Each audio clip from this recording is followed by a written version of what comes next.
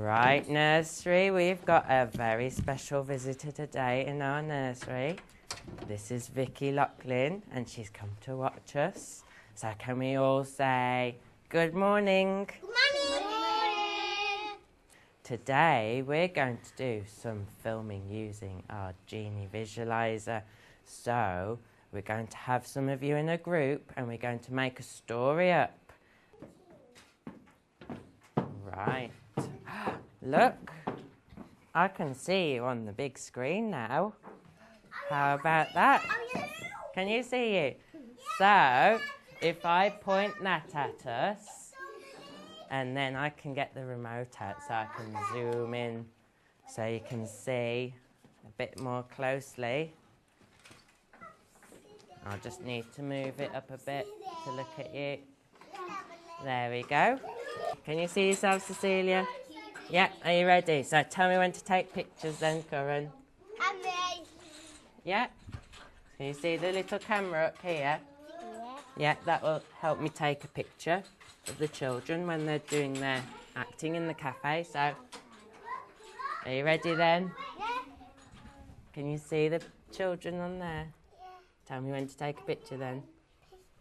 Picture. That's taken one.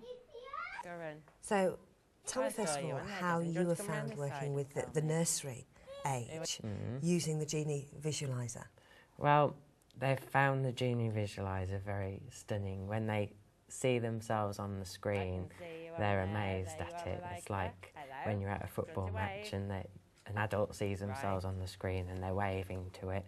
They're exactly the same, but multiply that by how a child gets excited by everything new. So. And I was fascinated while I was watching the session that you were doing, you know, because you can use the visualiser and it went from colour, live, to black and white, live. And it was like you just turned their world upside down. It is, yeah. They just expect them to see themselves exactly the same as they'd see each other, but when you can change things by flipping them around, so all their actions are reversed and putting them in black and white, things like that. They just get really excited by it. So. And how do you use the Genee Visualiser in planning classes like that? Well, we've just had a think about how we can use it to record as evidence for their profiles, and that's also arranging it for stories. We can, if we take photos like we were in that session, we can put it together and they can be a part of the sequencing together as well, sequencing stories together. So they get involved as much as possible, really. What happened when there was no food? Go shopping. Who went shopping? Me. You did. So I went Cecilia needs shopping. to go shopping. Mr Fullard. So how have you found using the Genee Visualiser for things like collating results, preparing information for Ofsted? Well, we can look back at our videos and see what we've recorded of them, and looking at where that would cover, what sort of targets it would meet, what sort of objectives. We can just tick them off, and that's evidence there on the computer if Ofsted want to see how we came to that decision. Now, you've been teaching for a couple of years.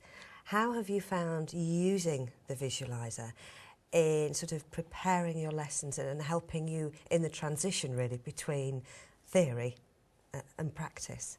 I wasn't trained in early years, so it was an all new experience anyway. So I was really finding my feet quite a lot and finding ways to get things like evidence for filling in their profiles. So having the Genee Visualiser to record the pupils in action and using that as evidence has really helped me. And as well, you know, using the Genee Visualiser, I noticed that you were quite confident and happy to walk around the room with the remote. Yes, because you can access it from all over the room, really. Most of the functions come off the remote. So being able to move to where a child is and keep their eyes focused on the screen, they can see what you're doing while you're near them, even though you're not right next to the Genee Visualiser.